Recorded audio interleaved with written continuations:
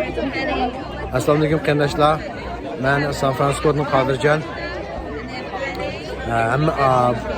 Hozir hammalarninki ro'za muborak bo'lsin.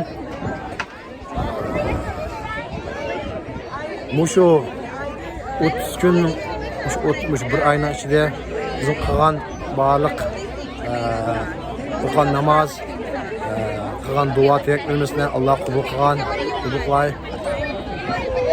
Mushu bir oy ichida qilgan zakotlarimizniki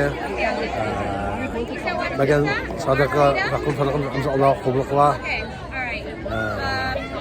Endi shu bilan birga mushu vatanda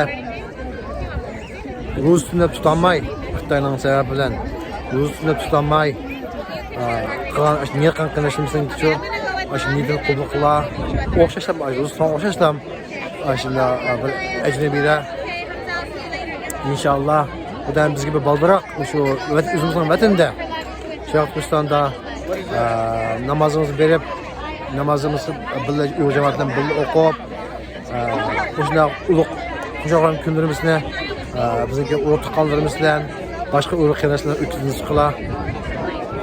Shu bilan oxirida shu